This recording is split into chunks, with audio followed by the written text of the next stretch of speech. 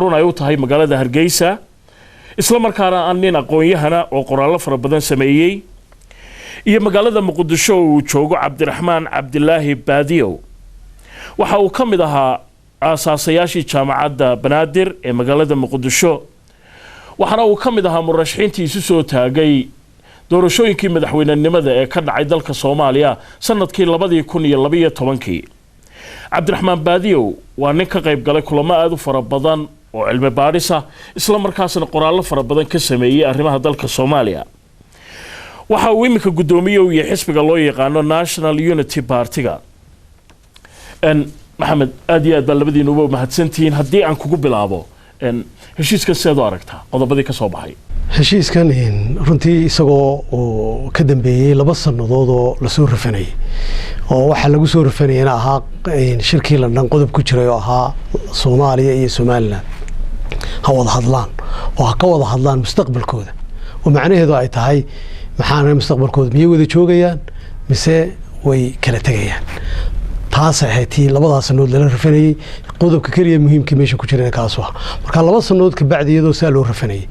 waxaan qabaa shirkan ugu dambeeyay oo shirar badan la galay inuu imika ku soo yar dhawaanayo maxaan ku rahay qadiyadii maxaad uga jeedaa inuu ku soo yar dhawaanayo waxaan uga jeedaa marka uu leeyahay waa in lagu dhiiradaa maxaan ku raahdaa qadiyada maxaan ku raahdaa asalka beenka oo qadiyada ma la wada joogaa mise wala kala tagay inta lagu dhiiradaa in shirku recommend gareeyo yiraahdo qodob kamid ah ay noqoto lagu dhiirado waxaan ku raayay qadiyadii asaasiga hoos loogu dhaadhaco laga wada hadlay iyada lagu dhiiro oo bargii hore laga meermeeyo lagu marmarsoonayay aynu maxaan ku raayay nabadgelyada ka wada heshiino aynu hawada ka wada bahalo aynu meelaha gargaxisada wax iska wada qabano aynu inagii wax allaala wax ina kulmiyo oo xaq dawladeeda amba maamuli aynu san jirin wax dhibaato oo taagan oo imika Soomaaliland iyo Soomaaliya isku hayaan amba dagaala amba wax Suudaana aanu jirin ayaa waxa markii hore lagu marmarsoonayay qadiyad maxaan ku raahdaa ka meermeera oo lagu dhicilayahay وارميين وكلا تجنا مسوين وذا شوقنا. كم قلنا لكن محمد ده هالقول دعالة يدي. هالقول دعالة لا الحين ها. مركا تاس يعني وعوية وهدي وحشران أنت هاير اللي هالقول دعو. ودكي هراء على الأورن شركة كوري وكي كسي هراء على الأورن. كيل لنا نكون حسنا مسير كود مستقبل كود هكذا الله وقضب كان إنه كهذا أياد بود هرتوني ثانا فضل جد وحنو علينا يا كو وحلاقي بدين للتالي وحرته حق Soomaaliland داشي يجي لفتو دون الدالين وواحد عكرين أرنتي له ومحاين وداين وقلوا أرنت اللي بعدنا حنو أركيا مهمكي إنه يتهاي جبوتي وهي جبوتي وحقوقال وأنا وحاب شركة نويق يمر والبا إنجليز كي هذي دوردين وقبيسين يدواها يعني أركافيس كي نواها يعني وراقين ويالين وعلموا الدوكومنتين سيروا فضوط بيقدي الدين يجوا عن سكوايس اللي هو فاهم كلام لكن مركز تركيا اللي جايه أو كله تركيا إن بدن كم مقنعين عالمك ودقال كله بعد يدون كنا عندي كبتشير وكوبا بعضه وسيجمانو في ربعه واحد بدن كم مقنعين إني مكلو وبيكو أببرتي قد يد الصومالي Somaliland مركز تاس واحد هاد مركز هربا إن هالكلا جاي معه نمبر 2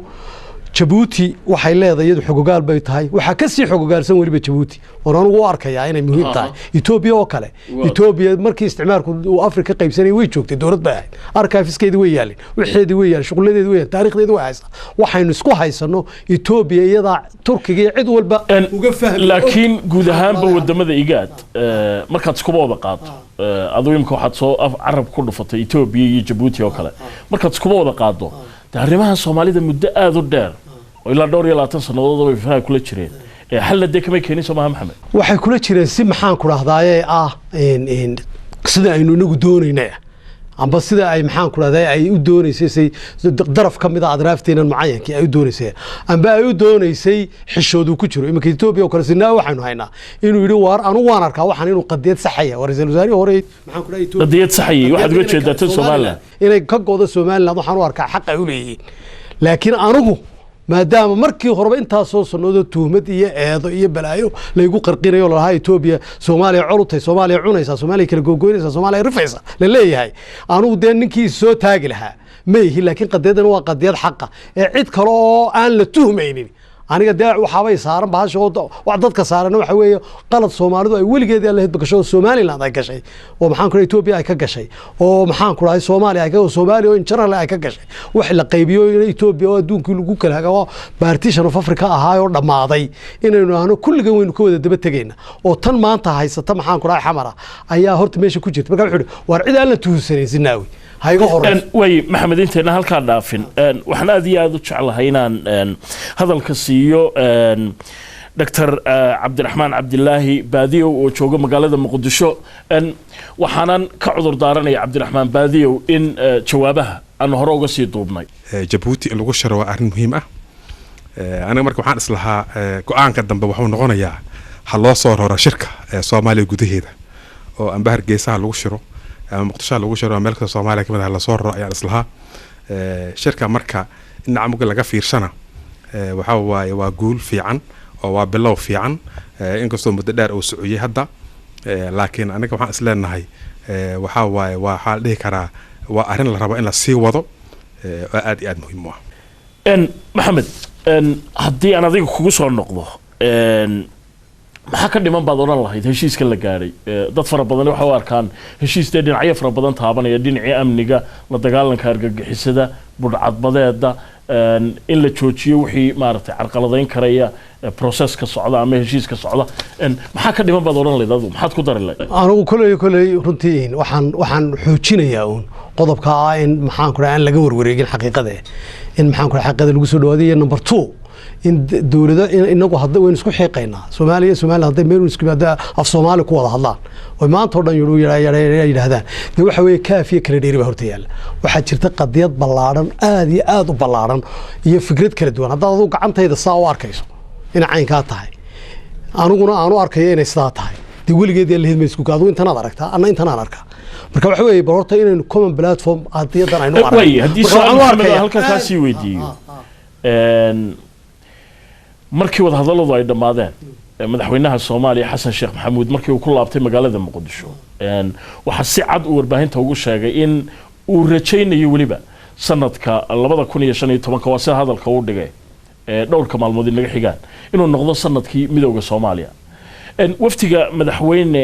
Axmed Maxamed Maxamuud Silaayana markii ay soo noqdeen Hargeysa ay ka soo degeen waxay yiraahdeen wada hadalladii nuxurkood iyo ubacdu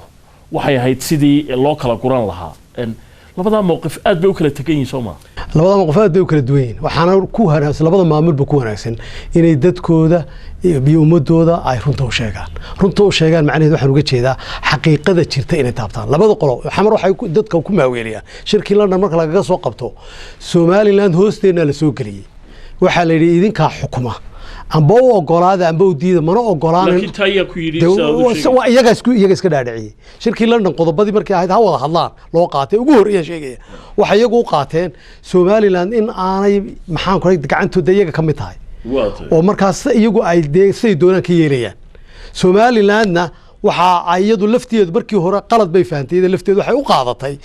oo de mataqaana ayaduna qalada inay u qaato inay Soomaaliya masiirka ay u hayso iyo xurnimadii iyo istiqlaalka ay Soomaaliya way u haysaayo haday qaataan waa talaabo laakiin it is not the only country maxaan ku raday ku aqoonsanaya ma aha Soomaaliyana aanu aragtidayda shakhsiga waxaan qabaa weligeed sida u fikirayaan ama dheergaradkooda haado ama mutacalimiintooda haado ama siyaasiyiintooda haado weligood iyo Allah Soomaaliland aqoonsi kaga yimaada aan waxaan qabaa inaan weligood xaqooda ka iibinay laakiin Soomaaliland waxa isleeyahay taa ugu haysataa maadaama halkii ugu sareysay iyo hogaankii maanta leeyahay laga wada hadlaa waxaan ugu haysataa waa badan adigu sheegay markuu xamar ku noqday wuxuu yiri 2015 laakiin madaxweyne Silaayana waftigiisu markay soo noqdeen waxay sheegeen in taa mid ka soo horjeeda Soomaaliya waa taas waxay ayidaysaa bataydi waxay ayidaysaa in la kala joogo meel aan shaqo isku lahayn aad baa loo kala fogay aad baa loo kala fogay marka shacabkiina kala fogadii uun baa lagu hadlaya marka waxay la tahay in Somaliland iyadu inay decision gaadho ah in war iyaguna loo sheego oo la yiraahdo ma tihidin kuwa kaliya aqoonsi ka doonayno way wanaagsan tahay haddii Soomaaliya burburtay in aad walaaladiin sii deysaan haddaad qaraq ku jirtaan sii daay bal isagu ha fakadee waxba laga yaabaa qaraqa baritiin inuu adiga ka saaro laakiin inaad la hadho in iyagii loo sheego war madid way maxamed adiga ka yar dhaxgalo isla su'aashaasi ahayd haddaan idin xusuusiyo maxaa ka dhiman oo lagu dari karayay go'aamadii ka soo baxay shirkii Djibouti ay yeesheen hogaamiyayaasha Soomaaliya iyo Somaliland waxa su'aashaas siinaya inuu ka jawaabo Dr. Cabdiraxmaan Baadiyo shirka hadda maxaa ka soo baxay shirka waxa ka soo baxay saddex qodob asaaska waxa ka soo baxay in la sii shiro inta shirka loo soo rari lahay Soomaaliya gudaheeda in loo raro mar labaad loo celiyo Turki iyo labada sano iyo barkii lasoo dhaafay shirarkii daba joogga haya socda go'aanada la qaato oo midna waxba laga fulin in la fuliyo saddexaasaa ka soo baxday marka la fiiriyo waxyaabaa nuxur kale ka soo baxay marka saddexaas maadaama ay ka soo baxday waxaan dhihi karnaa waxa ka soo baxo waxaa waaye shirka la sii wadaa ka soo baxday wax kaloo ka soo baxay oo la taaba karo oo dhihi karno waxay noqonayaan heshiis meel gaaraya aniga ma iga muuqato waaye maxamed haddaynu halkaa ka sii wadno su-aasha saddexaad aan jeclay inaan ku weydiiya waxa weeye habka wada hadalladu ay u socdeen labadii sannadood ee tegey inkastoo waxna aad ka taabatay ma ku qanacsantay adigu shakhsiyan may runtii ku qanacsanay waayo waxa weeye laba sannadood oo juhdi fara badani maxaan ku dhahay dhacay weeye oo maxaan ku dhahay xataa Soomaaliland ay wax kala qabsan lahayd soo garbays iyaga laftoodu ay gudahooda maanta ka heshiin lahayn ka samayn lahayn wata Puntland loo qaylinaysa waay maxaa hawada anaga wax nalooga siin waay iyadoo isku arkaysa Puntland inay tahay federal maxaan ku raday state kamid ah wixii Soomaaliland u aragto federaalnimadii constitutionka Soomaaliya ku jirtay u qiraysay inay tahay iyadu dal federaal ayaa u aragtaa marka waa maxay iyaga laftoodii baan qabaa inay habsaameen oo ku habsaameen arrintan imika aynu ka wada hadlayno inay soo dad marka laba sanadood iyaguna wax badan bay qabsan kari lahayn inaguna wax badan baynu qabsan kari lahayn laakiin de heshiiska sida ku cad taa waxaan u malaynayaa mugdi kuma jira maxamed waxa weeye waxa wada hadlaya Soomaaliya iyo Somaliland iyo labadoodii madaxweyne marka maamul goboleedyadu iyagu ku andacoodaan laakiin halkay ka soo galayaan maba soo galayaan laakiin waxa waa maxay oo fikradaha qaladkeen sheegayay ee la iska dhaadhicinayo iyagu meel kama soo galayaan waxa loo wada hadlayay Soomaaliya iyo Somaliland laakiin waxay qabaan oo cali uu qiraya madaxweynahoodu u qiray madaxweynaha Soomaaliya Xasan Sheekh u qiraya maanta Puntland inay tahay Puntland federal state kamid ah Soomaaliya sida Somaliland uga mid tahay amba tan soo socota Jubaland uga mid tahay amba tan uga mid tahay ayuu isagu qabaa uu aaminsan yahay marka maadaama isagu saa u qabo inay iyaguna ku hadaaqaan maxaanu anagu shirka meesha ugu soo iman weyno oo u fadhiisan weyne marka waa maxay iyaga laftoodii wax ka dhiban yihiin inay noqdaan maxaan ku rahay hal unit amba hal state oo maxaan ku rahay Somaliland marka la wada xaajoonaya oo sidii 60kii la isku yimid maantana u wada hadlaya maxamedow laakiin markaad eegto xawliga wada hadalladu ay ku soo socdeen dhowr kaloo hore dhacay imika waa tan mid kale loo balansan yahay dhinaca xawliga ay ku socdaan iyo sida horumarka loo samaynayo taa iyadan ku qanacsanta ma xawligaasi runtii aadi daani kaligeeba ma aha Somaliland way dareemaysaa iyaguna way dareemayaan waxa weeye xawli kuma socoto xawl waa laba sanadood ma sahlan Soomaaliya waxaynu mid ahayn oo Soomaaliya Somaliland midaysnaa weligood taariikhda may midoobay waxay midaysnaayeen 30 sanadood 60kii ilaa iyo maxaan ku raday 90kii 30 sanadood kaliya waxay kala maqnaayeen imika 24 sano marka dagaaladii wax walba laga reebay laga qaato official markuu si adara dhacay 24 sano 6 sano kaliya isdheer yihiin intay Soomaaliya Somaliland wada joogeen iyo intay kala maqnaayeen taariikhda hore markaad eegtana waxa qaladaadka la aaminsan yahay waxaan oo dhan ugu cana waxa weeye ilaa Soomaaliya oo dhan la wada aaminsan ilaa dad badan laga dhaadhiciyay waxa weeye Soomaaliya waxa loo yaqaan amba Republic of Somalia amba Soomaaliweyn inagu maynu sameyn wax Soomaaliya la yiraahdo sameeyeen ma jirin Somaliland waxa sameeyay Ingiriiska Soomaaliya bas Italy waxa sameeyay Europe sameeyay Soomaaliya NFD shanta Soomaalidu markeedii hore waxay ahayd wax midaysan ba ma ahayn wax halka waxaan jecelahay wax la isku keenay aan waxaan qabaaba Soomaali midaysan oo Ingiriis Talyaaniga isticmaar u yimid oo midaysnayd oo dawladda ka dhaxaysay oo maamul ka dhaxeeyay qabaa'ilda dhulka wada yaalun baa qabaa'il dhulka yaalo waliba dagaal aan damayni ka dhaxeeyaan bay ahayd oo cola oo dahay go'ay waqooyiga xagga waqooyiga ilaa ogaadeenaya intaas xeedin jirtay waxa loo yaqaan ciidanka oo xidid iyo wadamarid iyo lagu wada soo waa doodan u qabo xagga kalena waxay ahayd asaas leeg hatta tan kale jirtaa sidaas wax maamul oo common oo ka dhaxeeya ma jirin markuu dawladda ahayd inta dawladdaadii lagu yimid deedna sidii Jarmalka lagu kala qaybiyay waa sheeko kale markaa waa sheeko kale taasad marka tan loo dhigaya waa tan war marka horeba waxa isku keenay oo Somaliland isku keenay oo ciisihii iyo gadabuursigii iyo daaroodkii iyo isaaqii intuu heshiis la galay mideeyay waa Ingiriis wax hore u jira ma ahayn talabaad ka hadlay waxa weeye waxaan loo yaqaan Soomaali weyna nin Soomaaliya ra'yigiisa ma yahayn waxa shanta Soomaalida in la mideeyo ninkii la oran jiray Ernest Bevin ee wasiirka khaarijiga Ingiriiska ah ayaa markuu Ingiriisku dagaalkii labaad ee adduunka wixii halkii Soomaalidu degi jirto oo dhan xukumay ku fikiray inuu isaguna meesha xukumo intoodana isku wada geeyo oo meel kaliya isku geeyo ninkii u horeeyay laakiin adigoo iga raaliya ma waxaad leedahay dareenkaasi mabuu ahaynba mid dadka Soomaalida ku jiray inagoo ka war hayna sida ay suugaanta ugu caddahay sida ugu caddahay dagaaladii gobonimo doonka ahaa waxaad leedahay ma jirin maxamed gobonimo doon gabigiisa wuxuu ahaa dagaalkii labaad ee adduunka uu bilaabay wixii ka dambeeyay dagaalkii labaad ee adduunka ayuu ahaa in Cabdalla Xasan aragti hadii la soo qaatay Axmed Gurey kuwaasina waxay ka ahaayeen intaan Soomaaliya waxaan loo yaqaanaaba aanu samaysmin amba aanu jirin Axmed Gurey muslim iyo gaal bay ahayd muslim iyo gaal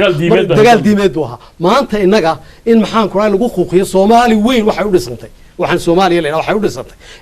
in Ethiopia iyo Soomaaliland midoobaan Soomaaliland oo reserve area la bixiyay ka xanaaqsanayd 54 oo intii hore aan ogeyn ayaa tiri tolaayo xamar u tagtoo doonatay deedna Masar iyo Carabihi baa la shuraakoobay waxa lagu heshiiyay markaa in Ethiopia la caburiyo oo la iska celiyo waxa wadaana waa dawladda Carbeed oo iyagu diintii ku heshiiyay Masar Kiristankeedii iyo Yahuudigeedii iyo Muslimkeedii ceesho milxoogay waa wada Masaari waa walaalo meel bay ku wada noolyihiin waa isku dad waa isku origin waa isku xolba faraacina ku wada abtirsadaan laakiin diintoodu way kala duwan tahay waana walaalo meel bay wada joogaan waay aniga maxay ii diidaya Ethiopia maxaa looga dhigaa waa dal Kristaan oo colbayno waa way faqaysaa diimahayga way kala jijibinaysaa way cadaawadinaysaa waxaad aragtaa maanta kiilka waxay ka sameynayaan waxa weeye aday kugu xiran tahay ninka imika kiilka jooga wuxuu sameeyay iyo dalkii Ethiopia maalin walba baahidiisa tifiyada aan ku arki jiray iyo majaacada ogaadeen ay haysan jirtay baqtiga maanta sida yihiin waad aragtaa Ethiopia ma yacanaado waa baqti bay ku keenayso bahal bay ku keentay taasi waa dood kale maxamed adigoo iga raaliya taasi waa dood kale waanay jiraan sidaan hubo dad fara badan oo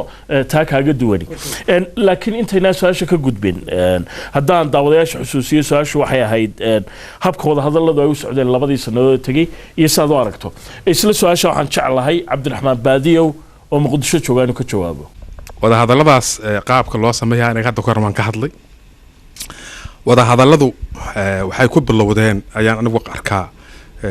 inay bilowdaan waa loo baahan yahay laakiin waqtiga ay bilowdeen waxay ahayd waqtigii oo bilaabanaya kambeynka siyaasadda Soomaaliya bishii June 2012 ayuu hadaladu ay bilowdeen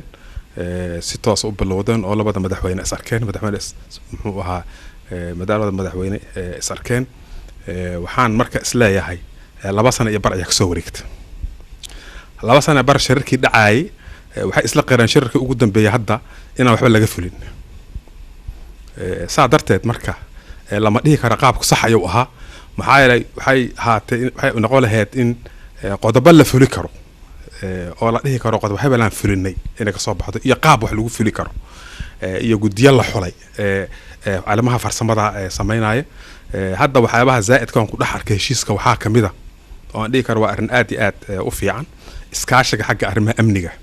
ayaa ku jira laakiin hadda ay noqoto afkala baxaal oo aysan u gudbinin hay'adihii amniga ee labada dhinac ka shaqeynayay inay iskaalmaystaan oo ay shiraan ay isku yimaadaan oo khatarta ugu weyn ay ugu horeyso argagixisada sidaan ka yeelaynaa aan taladeeda la gelin ayaduna waxay noqonaysaa hadallo la sameeyo qodobka kale oo muhiimka oo ka hadla waxa waaye shirka waxaa loo baahan yahay inuu ka dhaco Soomaaliya gudaheeda shirka in la ballaariyo oo siyaasiyiin wasiirra gaarsiisan iyo levelkooda ay shirku ku ekaan oo dad farsamo yaqaan ah ay muddo dheer shiraan oo waxyaabaha khilaafaadka iyo mashaakilka keenaya la xalliyo shirka waxaa la rabaa in loo ballaariyo oo ay ka soo qayb galaan bulshada rayidka ah odayaasha dhaqanka ay ka qayb galaan oo dareen Soomaalinimo dadka ay wada gasho oo markaa ka bacdi wixii khaldana la saxo wixii xal la sameeyo maxaa jira waxaan ka shaqeeyay u soconnaa waxaa waaye fi nihaaya waa midnimada qaranka Soomaalida u soconnaa midnimada qaranka Soomaalida marka turunturooyinkii ku dhacay sidii loo bixi lahaa waxaa la rabaa inaysan ku ekaanin nima siyaasiyiin oo wasiirro ah markii jagada laga qaado haddana kuwa cusub ay imaanayaan haddana marlabaad la bilaabayo lama raba waxaa la rabaa dad farsamo yaqaanaha oo aqoon yahana ah inay arrintaas ka shaqeeyaan laga maarmaan ta muddo dheerna ay isla joogaan dalka gudihiisana ay shirkaas uu ka bilowda ila fiican aniga waata maxamed markaan stuudiga ku soo noqono waxa kale oo aan jeclay inaan ku weydiiyo maadaama labada dhinac ay aad ugu kala duwan yihiin sida aad sheegtay adiguba hadda aad qiraysay dhinacan mabaadiida asaasiga loo arko oo midnimadii ma ku wada joognaa ma ku soo noqonnaa mise de waa la kala socdaa waa la kala gurtaa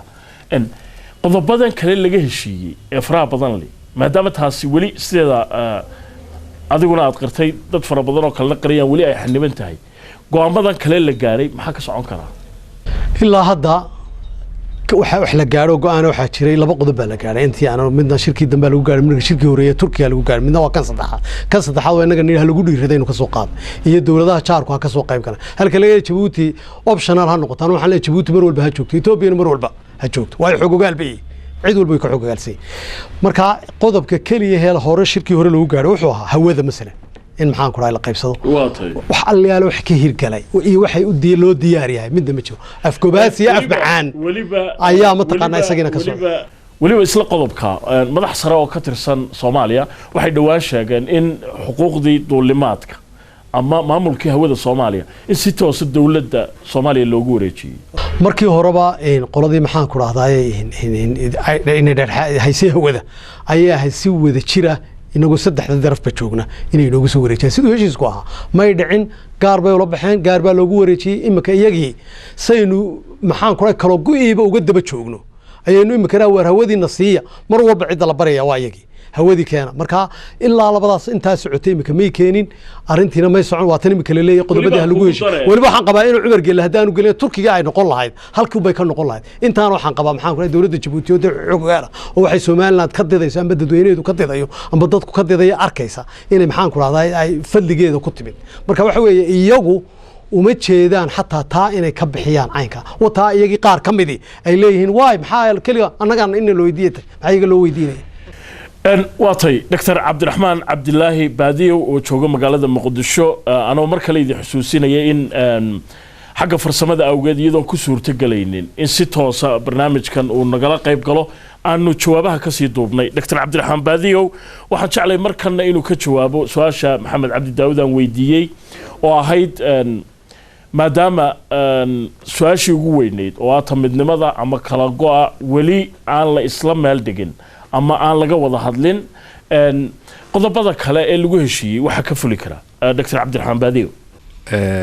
farsamo ahaan way fiican tahay qodobka ugu culus arrimaha ugu saabsan arrimaha midnimada qaranka Soomaaliyeed muxuu ahaa in dib loo dhigo way fiican tahay sida arrimahaas loo xalli lahaa laakiin inta ka soo hartay shacbiga Soomaaliyeed wadaago dhaqanka diinta amniga dhaqaalaha muxuu ahaa iyo wax kasto kaleetood in laga wada hadlo ayaa aad iyo aad oo wax laga qabta ayaa muhiim ah shacbigu ma kala qaybsana isugu ganacsato ma kala qaybsana iyaku muxuu ahaa ma kala qaybsana laakiin kala qaybsanaantu waxay ku jirtaa siyaasiyiinta kore ay ku jirtaa marka waxaa la rabaa dareenka shacbiga in la kobciyo wada hadalkana inuu dalka gudaheeda ka dhaco dad badan laga qayb geliyo ila tahay